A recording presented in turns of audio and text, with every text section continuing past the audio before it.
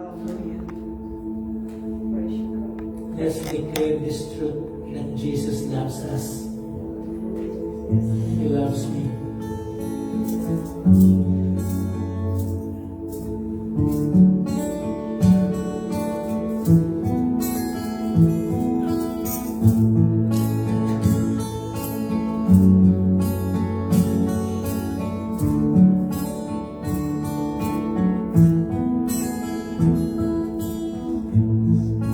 I was lost, I was in chains, world had a hold of me.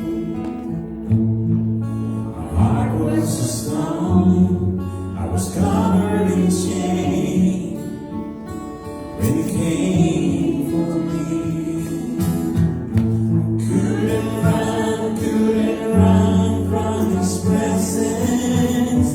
Couldn't run from His arms. Jesus, He loves me, He loves me, He is for me. Jesus, how can it be? He loves me, He is for me. He was a fire in my soul. I'll never be the same.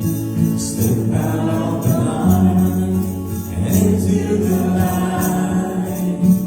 When He calls my name, I couldn't run from His presence. Couldn't run from His arms. Jesus, He loves me, He loves me, He is for me.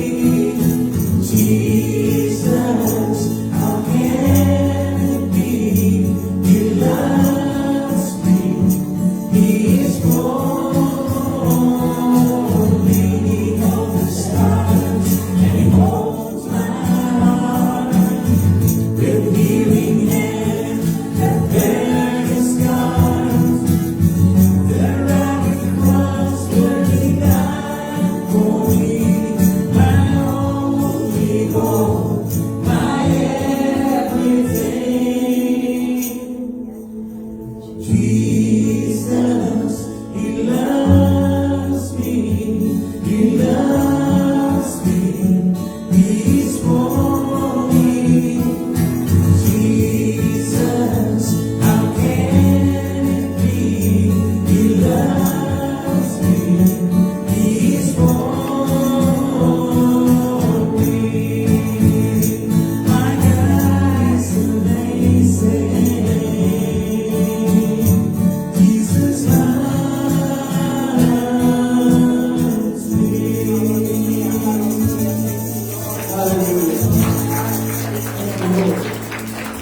It's amazing. It amazes us when we think that we are sinners, we are rebels, we're stubborn. But in spite of all of those, He sent His Son. His name is Jesus, to love us. That through Him, we can also love others. We bless you, God, as your very strong presence in our midst this afternoon. All we desire, God, is your name and your name alone to be honored, to be blessed, to be glorified in our fellowship this afternoon. Thank you, Lord, in Jesus' name. Amen. Good afternoon, guys. We may be seated. We may be seated.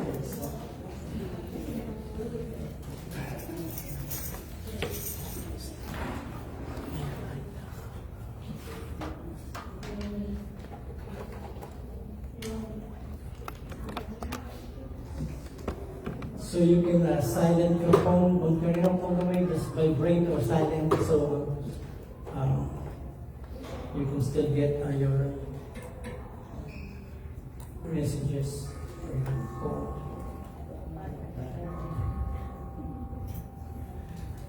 So good afternoon. I'd like to welcome all our friends. First online, we welcome you in our Sunday service here in Jacksonville, the 13th of October. Thank you for subscribing. It's been a while that you always come and join us online. And we also thank everyone in the auditorium. We thank people, all of you, new and old, and regulars and becoming regulars. We thank you for coming up in our service this afternoon. So, amen. So, I will share to you one of the greatest chapter in the entire Bible, and that's Romans chapter 8. And twice in this chapter, you can read this: nothing can separate us from God's love. Walang makapaghihiwalay sa atin sa pag-ibig ng Diyos. Okay? And the chapter 8 of Romans is considered one of the greatest single chapter in the entire New Testament because it encapsulates the greatness of our salvation, the greatness of our Savior, the life, the victorious life in Christ Jesus, and many, many more. Okay, you'll never get tired reading Romans chapter 8, and I encourage you even after this message this afternoon, read it. Read it. You can. It's available to you to read it in at least 2 different translations available in your smartphone, and this is the summary of what it is. Romans chapter 8 begins with no condemnation. Remember verse 1? There is now therefore no condemnation to those who are in Christ Jesus, to those who walk according to the Spirit. Wala nang kahatulan yung mga naka Kristo. Yung po yung Tagalog doon. From time to time, I will be speaking in Tagalog. Okay? And most of the time, the Tagalog that I say is just the English translation. Okay? So, just letting you know that. So, Romans begins with no condemnation. It ends with no separation. And then, in between, there is no defeat. And no defeat as far as God is concerned, as far as what Christ has done for us believers, there is no such thing as defeat. We have some setbacks sometimes, but it does not mean it's like a boxer. A boxer can be knocked down a number of times, but it doesn't mean that the fight is over. Okay, so the same thing. We are blessed, and it's so great. Let me read. Okay, I will read, and then I will explain some of the words that was used by Paul in the original language, so that we can understand it better. Let's begin with verse 31 of chapter 8. What then shall we say in response to these things? So these things are the things that he mentioned in the previous verses. Okay, if God is for us, who can be against us? It's not that we are being always in a state of fighting. But what he is saying, if God is for us, if God is protecting us, if God is behind us, if God is for us, who can be against us? Okay? And then he who did not spare his son, hindi niya pinagkakit ang kanyang anak, sabi sa verse 32. He did not spare his own son, but gave him up for us all. How will he, God the Father, not also along with him, with Christ, graciously give us all things? If God has given us already his best, how much more will he not give us anything and everything that is good for us? Okay? If I give you a pitcher of water, I'm not only giving you the water, I'm giving you the pitcher. Okay? So that's how it is. If you are praying to God, God give me rice for my lunch. I spell rice, okay? I spell rice. R-I-C, as in Centeno, as in Chicago, E. Because the last Sunday I said, can we all rise up? Nobody rise up because they think I'm talking about rice. Now, we Filipinos, we cannot live without it. Especially me. You name it. Brown, yellow. But anyway, he says, if God has given us rice for lunch, how much more will he not give us adobo, lechon, or the side dish that we like? So that's how God is. If he gives you bacon, for sure he's going to give you some cream cheese. so that you will enjoy it. And that's what it is. That's really what it is. I'm just putting it in language that we can understand. If He did not spare His own Son, hindi niya pinagkait, how much more through Him freely give us all things. Verse 33, who will bring any charge against those whom God has chosen? It is God who justifies. Sino ang mag-aakusa sa akin? Verse 31, what then shall we say in response to these things? These things again. If God is for us, who can be against us? So, just a repetition, I just highlighted these things. Jump to 34. Who then is the one who condemns? Sino yung umahatol? No one. Christ Jesus who died, more than that, who was raised to life, is at the right hand of God and is also interceding for us. So Jesus Christ is our lawyer before God. He is the advocate before God. So whenever we are standing in front of the judge and Jesus Christ is the lawyer and we are found guilty, what the lawyer is saying, all the sentence, all the punishment that is due to my client, who is the one guilty of the crime, put it on me. Put it on my ticket so that he can be set free or she can be set free. Then I will bear all of those punishment. And that's what you see on the cross. Okay? That's what you see on the cross. You see, interceding for us. Jesus Christ is praying for us. If He's praying for us, do you think God will answer? No, it's already to say amen. Amen means I agree. No, in Tagalog, totoo. Okay, look at verse 31. Who shall separate us? Well, it's all, chapter 8 is full of rhetoric questions. Rhetoric questions are questions that does not really need an answer. It is being us so that He can give more information on what He wants to emphasize. So that's why it's full of those questions. Who shall separate us from the love of Christ? Shall trouble, now He mentions here 7. Shall trouble or hardship or persecution, or famine, or nakedness, or danger, or sword. Now, nakedness, hubad.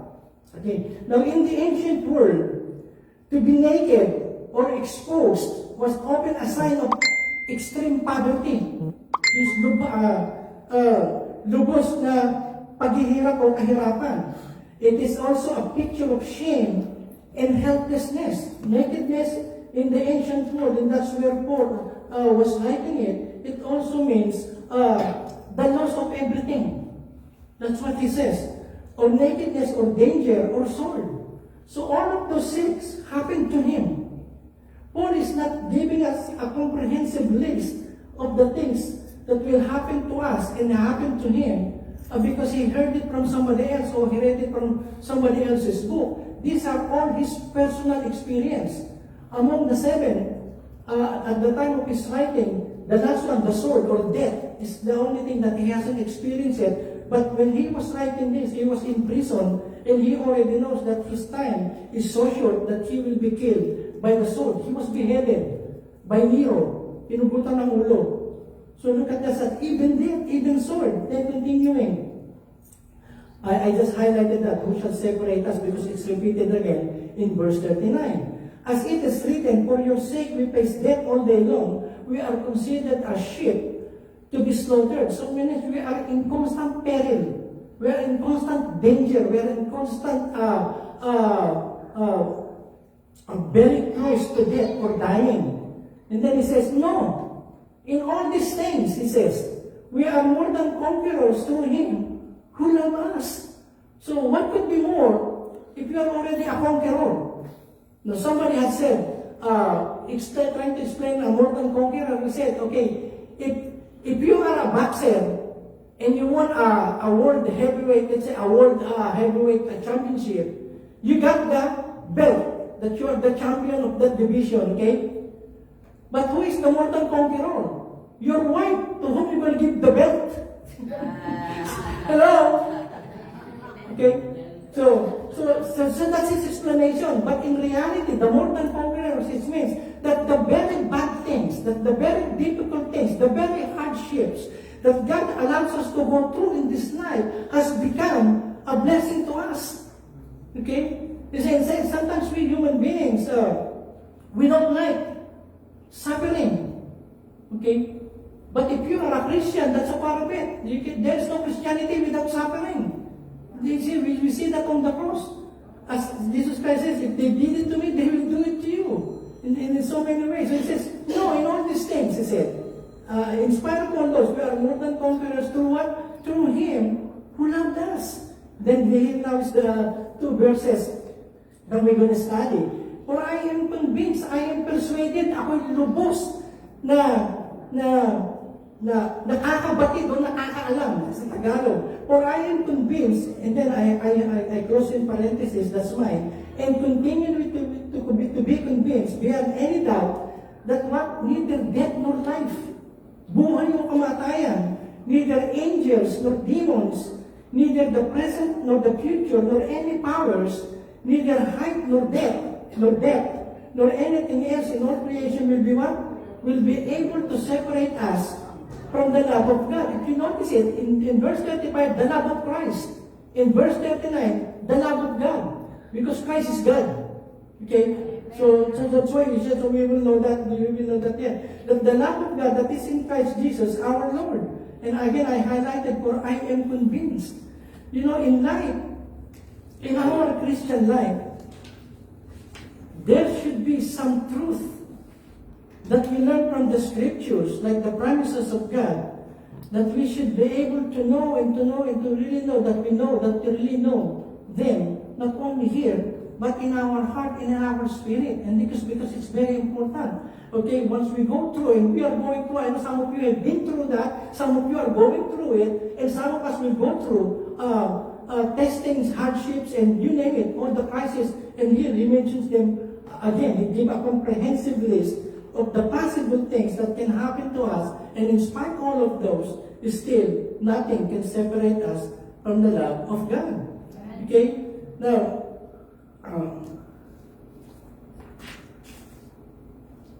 let me continue on.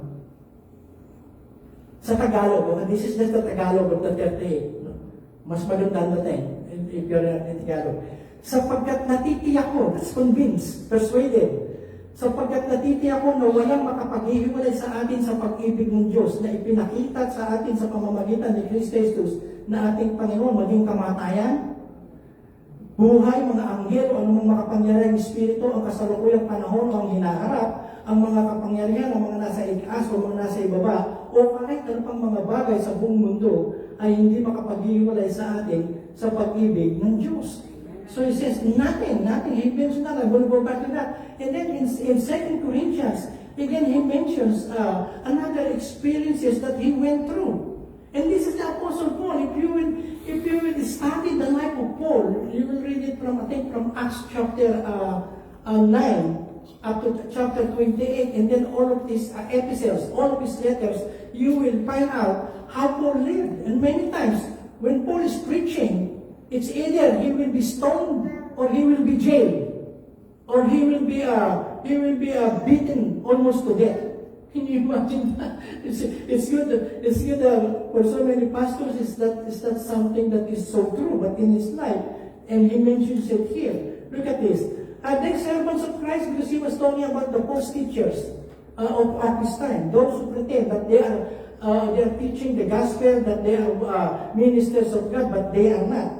So he said, are they servants of Christ? That's why he says, I am out of my mind to talk like this. I don't even need to mention, because it's foolishness, but to mention it so that you will understand. He said, I am more. He said, I have worked much harder, been in prison more frequently. So he was in prison more frequently, been plagued more severely. That means nilatigo. Okay? And been exposed to death again and again. So many times he's being threatened. And look at verse 24. 5 times I received from the Jews the 40 lashes minus 1. I will just explain to you what does he mean by 40 lashes minus 1. In the Jewish tradition, if a person is found violating the commandments of God, as punishment, publicly, they will be plagued, lalatibuhin. Have you seen Indiana Jones? Hello? See, he always had that whip. No? In the Jewish tradition, they are required to whip 40 times. But if the one whipping it exceeded 40, becomes 41, he himself now is guilty as the one who committed the crime. So for them not to exceed 40, they only slash them with 39. That's why 40 minus 1 is 39. So that they will not, be breaking the law themselves. But the Romans, they don't have any limit when they are whipping their victims. And that's why imagine when Jesus Christ was whipped, there is no limit. Sometimes they are very close to dying before they will stop. And that's what happened to Jesus Christ. When they saw that he was always passing out because of the pain, he stopped. They stopped it, but he was already bleeding and already suffering too much. That's why that's it. That's why 40 minus 1. Okay? So he was 5 times? Can you imagine? After preaching, you're going to be whipped? And he went through that. And it's interesting, sometimes we say, no, this is unfair. What we're going through is unfair. Never in the mouth of Paul, he said, Lord, you are unfair. I am serving you all my life. I have given you everything that I have. I have given you, I have forsaken everything for you, and look what is happening to me. No. Because Paul said, nothing can separate me from the love of Christ. Hello? Okay. And when I ask hello, I'm just getting your response. Okay? Your response. And then going on in verse 25, 3 times I was beaten with rods. Once I was pelted with stones. Pinagbabato. No? 3 times I was shipwrecked. Can you imagine? I was shipwrecked 3 times. I spent a night and a day in the open sea. And you will read that mostly in the book of Acts. And this is Paul. And sometimes as human beings, when we are going through what we're going through, if I will ask you a rhetorical question, have you been through difficult times in your life since you were born, since as far as you can remember? Yes. Totoo, isa lang nagsabi, meron din isang yes. No, some of you, you're very lucky, you haven't experienced any difficult times in your life. Okay? So, but anyway, all of us, no exemption. If you're going to go back, at least once, twice, or many times, we've been through difficult times. And sometimes this is it. Look at this. It's not really, and you will read it a lot in the book of Psalms, and especially in the person of David. And this is the natural human being. When we're going through what we're going through, and there seems to be no answer, we've been praying and praying and praying, and the more we pray, the worse it gets. Amen. You've been there, done that? Yes. And look at what he said. There's so many, but I'm just going to quote one. How long, O Lord? In Tagalog, gaano katagal, Panginoon? Will you forget me forever? Pakakalimutan mo na ba ako habang panahon? How long will you hide your face from me? And you know ways we're going through. And remember David. He was promised to be the next king of Israel when he was only a teenager. And yet, it did not happen for so many years. In fact, the opposite and the worst happened to him when he was being pursued by Saul to be killed. Okay? And he was living in dens and he was living in caves, running for his life. So, he said, how long, O Lord? So, that's the natural thing. I like it in Tagalog. In Tagalog. Panginoon, hanggang kailan niyo ako kalilimutan? Kalilimutan niyo ba ako habang buhay? Habang buhay, hanggang kailan ba tayo? Kaya ba kayo magtatago sa akin? So, that's the human part of us. Okay? When we're going through hardships, things we don't understand, things we don't like, things that are inconvenient for us, things that are uncomfortable for us, we tend to point out again and says, why me, Lord? Why me? Why not my in-laws? Okay? And then he gave us, like I said, we're going to go back to what he mentioned in 38 and 39. He mentioned some of these extreme pairs. Okay? And pairs of extreme. He used these figures of speech. I didn't learn this. I know parable, I know metaphors, I know allegories, but I don't know about merism. Okay? But that's the kind of style that Paul used to give emphasis to what he is saying, that nothing in this life can separate us from the love of God. He gives 2 extremes. yung extremes in Tagalog, sukdulan. Ano po? Sa Kapampangan, sukdulan. Sa Ilocano, sukdulan. And then to give you an example of Merism, this is two extremes, okay? Like east and west, and everything in between. So whatever is in between is included to what Paul is saying. Like if you remember Psalms 103 verse 12, look at what it says there. As far as the east is from the west, kung gaano kalayo ang silangan sa kanluran, ang Tagalog ng east, silangan. Ang Tagalog ng west, kanluran. Yung iba sabi niyo, I-10. No. Okay. As far as the east is from the west, so far does God remove our transgressions, our sin from us. Why not north and south? Because the earth rotates around its axis, east to west. So that means east and west will never touch each other. Okay? So iniisip niyo pa. So that means, as far as the east and west, if God is forgiven it, it's forgotten. It's forgiven. Okay? So that is an example of it. And then he gave one. He says, neither death nor life. These are the two extremes of life. Okay? Death, if you see in the writings of Paul, the last enemy to be eliminated is death. Okay? The wages of sin is death, kamatayan. And then he says that neither death nor life, that means the crisis of death, nor the calamities of life cannot separate us from God. The cessation of life. Even if we die physically, it does not mean it's the end of all things. No, it's just the beginning of eternity. When we die, if we are Christian, it's the beginning of a lot much more better state, kalagayan, than where we are now. So neither death nor life. He was saying that these two extremes cannot separate us. Even life itself, whatever we go through in life while we are living, cannot even separate us from the love of God. It's not the same. Sometimes we relate, we think of our relationship with God as our relationship with human being. No, we cannot. Humans fail. Humans most of the time are unfaithful. Hello? No, if you're sitting with your husband or your wife, look at each other now, eye to eye. Some of you cannot even do it. Okay? So, till death do us part. Okay? But while we're living, we're going to fight. Okay?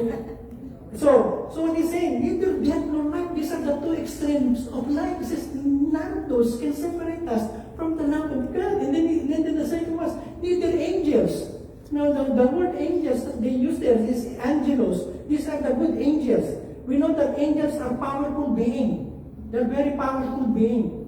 Now, if you read in the book of Hezekiah, when they were faced with a vast of armies, the Syrians, and some other countries, they joined together in force, like what's going on now in Israel. God sent just one angel and killed 187,000 of their enemies. Just one angel. Okay?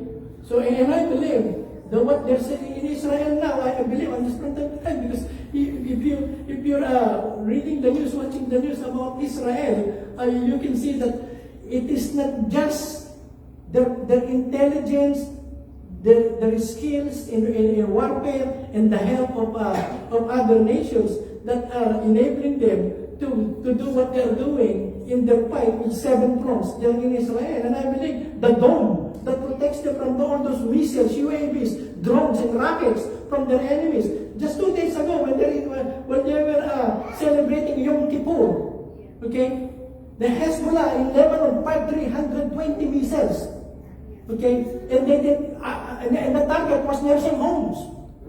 Nursing homes. These are people these are seniors. These are old people who survived Holocaust, but now they are being targeted. And they said they are not mentioning any injuries or any death. And I always believe that God's hand is the one protecting Israel. Okay? And He is still doing it. He said that in His word so many times. He who blesses you, I will bless, and who curses you will curse. And God is their covering. So it says, neither angels, these are good angels, no spiritual being, good or bad, has enough power to separate us from God's love, even them. These powerful beings cannot. Hindi tayo pwedeng ihiwalay. And then the third thing, no principalities. Okay? These are demonic. Okay? These are demonic spiritual beings. And it says, an entire group of high-ranking demon spirits have held their positions of power since the most ancient times. If you remember the story of Job, okay, in chapter 1, beginning at verse 13 to verse 19, Satan was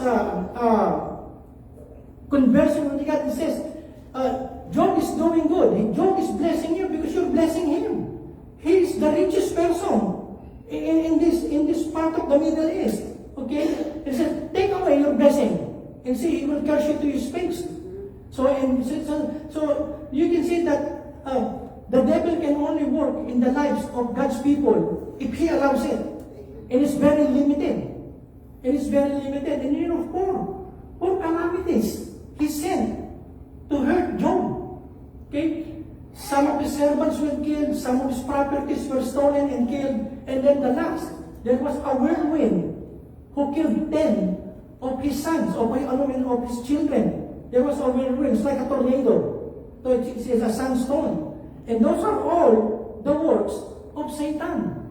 Okay? And his cohorts, the demons. So it says, even these principalities, you remember what Paul said in Ephesians 6:12?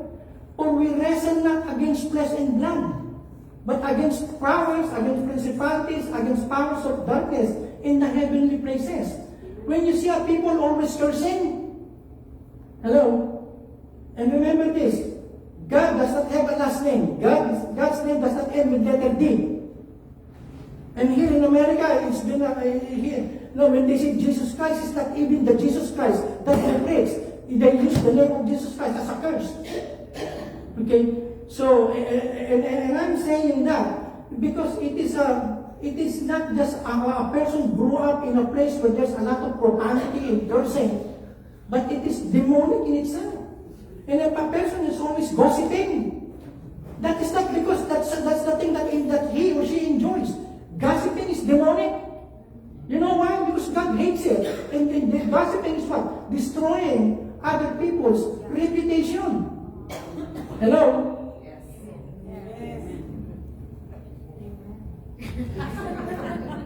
So even principalities, even how powerful they are, they cannot separate us from the love of God. And then look at this, no powers. Okay? Now the powers that he mentions here are powerful governments of men. If we are living in a time where governments are becoming more demonic and demonic. You know? And we can see that. Especially in America, in God we trust. Now, a lot of people are advocating remove that God we trust. We trust in green money, but not in God. You know? And then come Christmas again. Can you imagine? Employees of some big stores will not allow their employees to greet customers, Merry Christmas. And that's how far we have become. Look at this. It's no longer God bless America. It's God bless America. And many of people who are sitting there now in Congress and Senate and Congress, many of them are ungodly people. I'm not becoming politics. You just read the news. And you will see. And this is as America has become. Okay? Can you imagine in public schools, they won't even allow us to pray. And when they pray, they are being told, do not mention God. In your prayer, what kind of prayer you don't mention God? Hello? You can bring fentanyl, that's the drugs. You can bring guns. Okay? You can bring condoms. 12 years old students in Georgia tied their teacher inside the classroom. These are 12 years old students. And since 1969, when they removed prayer in the Bible in the public schools, look how many of the teenagers in America from 1969 until now have committed suicide. You see? The young people now are young people. That's why I'm saying, even if you send your kids to a private school, to a Christian school, that is not a guarantee that they will become good people, or godly people. You know, because the people around them. And this is America has become now. Okay? There are so many atheists. Atheists, these are the people who doesn't believe in God. And then look at that. with the blessed America. So we are living in the time, and if we do not know what we are believing, if we do not know the promises of God, the truth of the Bible, and how we should live as believers, then it's so easy to compromise. It's so easy to say that it's all right, it's part of the culture. No, they're canceling the culture. Okay? They are canceling the culture. Look at this, I found this. And this article was in April, 3 years ago. Nation of heretics. You know what heretics are? These are the people who doesn't like God, who doesn't like the teachings of the Bible, who doesn't like Christianity. Church membership dips below 50% for first time in U.S. history as godlike agnostics run rampant. So they are becoming more, in fact, there are churches that are no longer preaching the Bible, or they're preaching a positive thinking. No, they don't even quote the Bible in many of their preachings. They're very good in asking for money, but they never teach the Bible and the truths of the Bible and how to live right to the people. And then you look at what is that this. Yeah, that's how he says amen. Not yet. I'm not there yet. Okay. In all of these wars that has something to do with this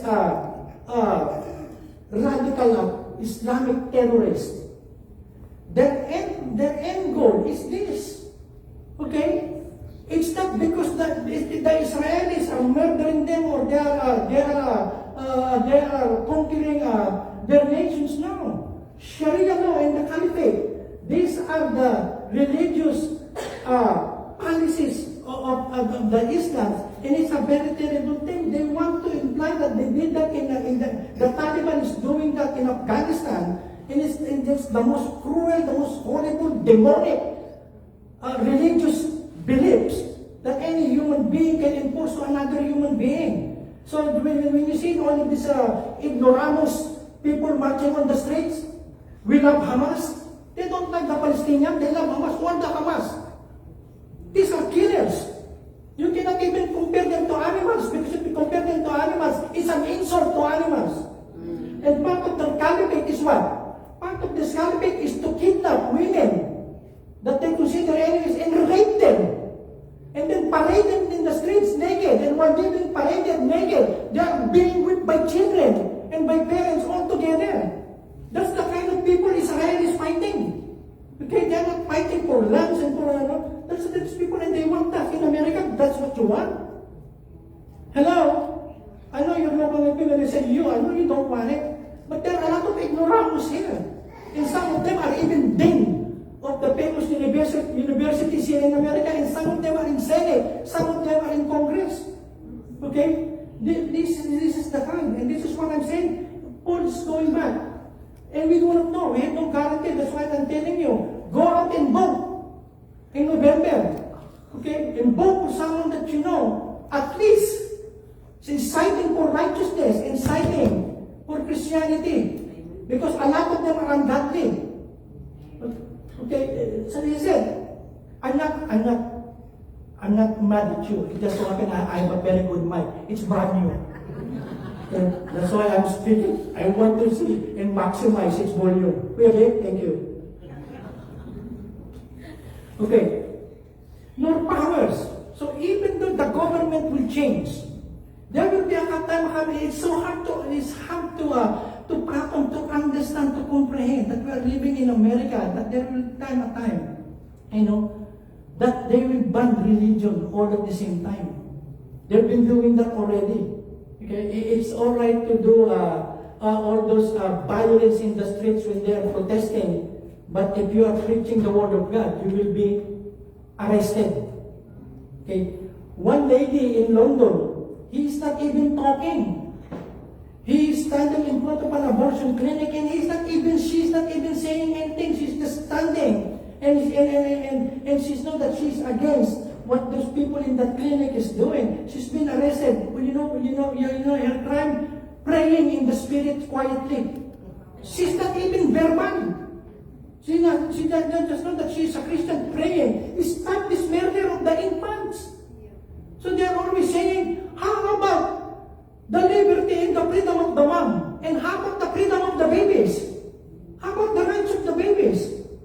Okay, it's always the woman, the mother.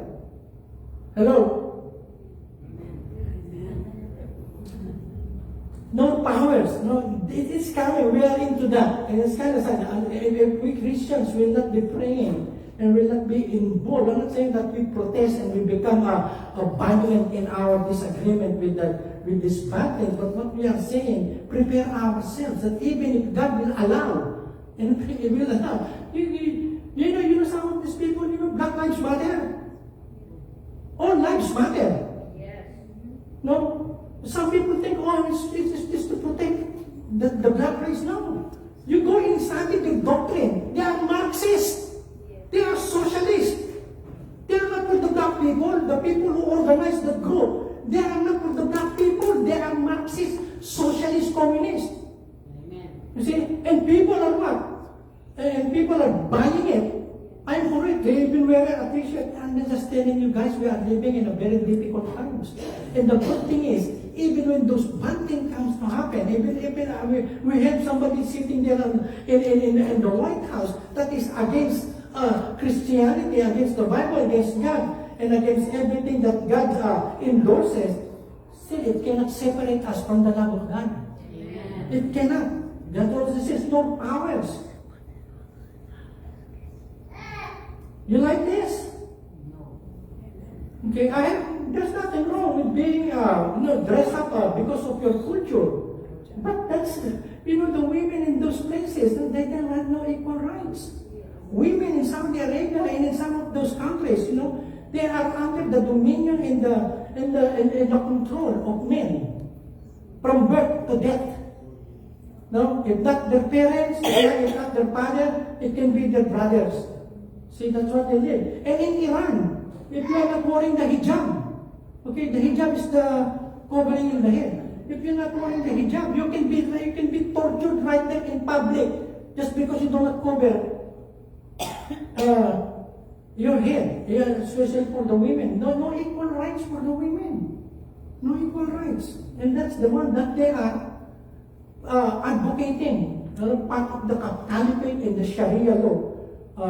And then another extreme, nor things present, nor the future, not the cares of today and the concerns of tomorrow. And sometimes we worry, right? We worry so much about tomorrow, and what the Bible tells us, consider the birds of the air. They neither work, they neither save for their next day, but God protects them, God provides for them. How much more you, created in the image of God? See, neither the present or the future. Sometimes we worry about the unknown, the future. What will happen to tomorrow? No. Give us today our daily bread. No. Today, tomorrow is another day to live and to trust you. But today, I'll be satisfied of whatever you're giving me. Hello? See, that's it. He says, nor things present nor the future, nor we prepare for it, but we are not afraid of it, because even if what happens in the future, it still cannot separate us from the love of God. I'm about to finish. Can you say amen to that? Alam, lakas totoo talaga, See, it says, nor heights nor depths, that nothing in the sky, the most loftiest, the most highest, it says, in the sky or in the deepest parts of the earth, has the power to keep one of God's children from knowing and experiencing His love. Nothing, even in nature, and even the things that we do not see. Nothing can separate us. Look at this. This is Milton. This is Milton. And it's about 390 miles in diameter. It is almost the size of the state of Florida. We are here because God is good to us. Amen. Okay, and there's still a lot of other people in Tampa, in Hillsborough, and in Manatee County, and in Orlando, that they were devastated by this. In North Carolina, they're still seeking for those who probably died. And until now, they're still lost. They're still missing. But can you imagine if you are just directly underneath that big and that's huge, that's so powerful? It says, there is none like it in the last century. Milton. So I'm just giving you an example. Okay, that's above us. That not even that, even God will allow that it comes to Jacksonville, that it hurts us. Even that force cannot separate us from the love of God. See, that's how powerful it is. So I'm so glad when I come in here in church. Some people, Pastor, let's thank God. We were not affected by Milton. friends in New Jersey and a lot of friends in Australia and in the Philippines. They said, Pastor, how are you? It's horrible. It's horrible. What we are seeing. Ang sabi pa nila, kahindik-hindik. Alam niyo yun? Yes. Horrible. And that's what it means. So it says, neither heights nor depth. Nothing above us can separate us. And what are you saying? This is not an aftermath of a hurricane. No, this is not. This is very common to Florida, especially in central Florida. This is sinkhole. Okay? And look at that. It happened in a neighborhood. In a subdivision. Suddenly, there is a collapse of the ground underneath the house. Okay? And look at that. That's a sinkhole. There is no telling. Okay, that's your house. I'm not scaring you off, but this is very common in Florida. And look at that. Some of the sinkholes can be 500 feet deep. And some of them can be, the tallest, if you have a 2-story house, at least is about 25 feet high. And can you imagine, the sinkhole is about 500 feet. It can be 500 feet, it can be big. And it just can happen anytime. And it happens a lot here in Florida because of the way our soil, our ground is structured. I'm telling you this, don't relocate, okay? Hello? Some of you are already thinking, I'm gonna call my realtor. Hello? I'm just telling you, no sinkhole, no Milton can separate us from the love of God. Amen? No, not even those. Even those sinkholes. Okay, it can be the deepest. It cannot separate us. Hallelujah. We can pag-iwalay na pa yung nature. And then look at this. If what I said, what Paul is saying, if what I said is not in your list of things that you are afraid of that will separate you or make God to forget you, Paul, look at what he says, nor any other created thing. Sa Tagalog, ano mong nilikha ng Diyos, you think about it. Langgam, alay, bukbok, you name it. Libre ito takot sa some of you are afraid of snakes. You're living in Florida. There's a lot of them. That's why I'm telling you, if it is raining now, make sure your garage are closed because sometimes they sit dry places and you're wondering, you're getting something in your garage and somebody saying, hello. See? My wife, she used to be scared of snake, but we got too many in the backyard. When he sees a snake, he just called Daniel. Daniel, may snake. Daniel will pick it up with the hands and just transfer it to our neighbor's backyard.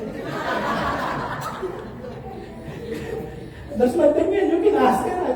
I can show you pictures of the snakes that she picks up with her hand whenever she sees it. So one time I'm about to kill one. And then I saw her watching me in the sliding door. And she says, so I pick it up, okay, and then, where do you want me to bring it? On the other side of the fence. No, that's the street, okay, that's the third. It's not the neighbors.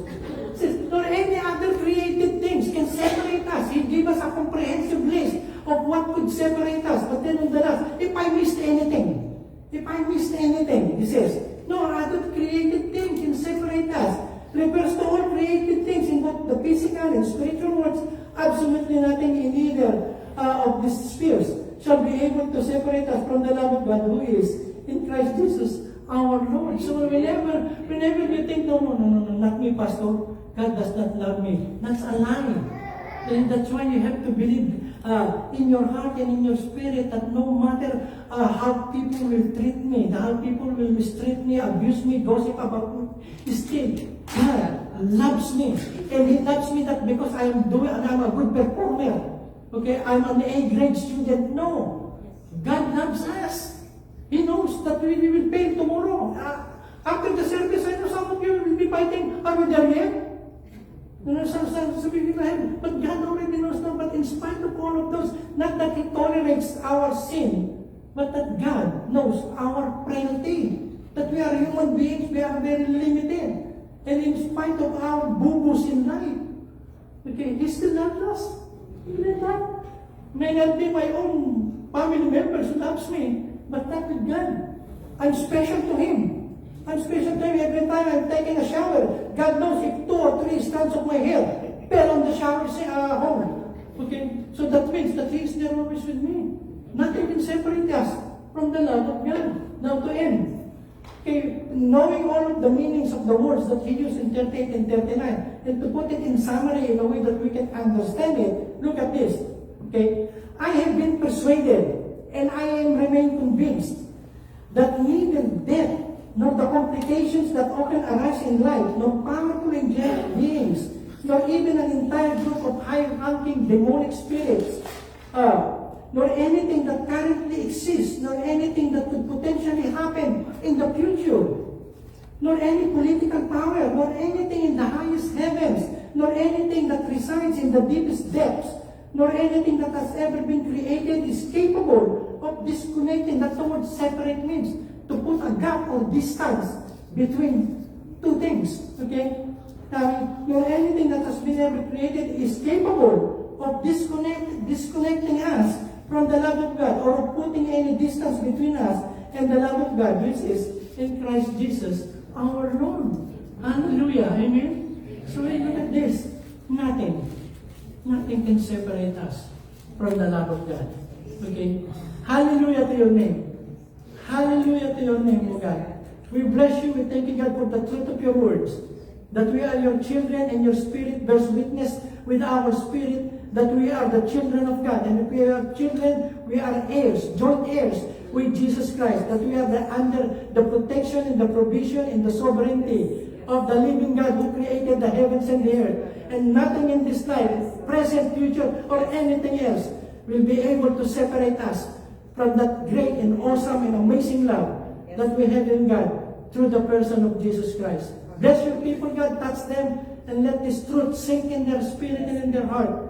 Oh God, that whatever life throws at them, whether now, today, or in the future, God, there is nothing that can separate us from the love of God. We thank you and honor you for your words. For Jesus. Amen and amen. God bless you.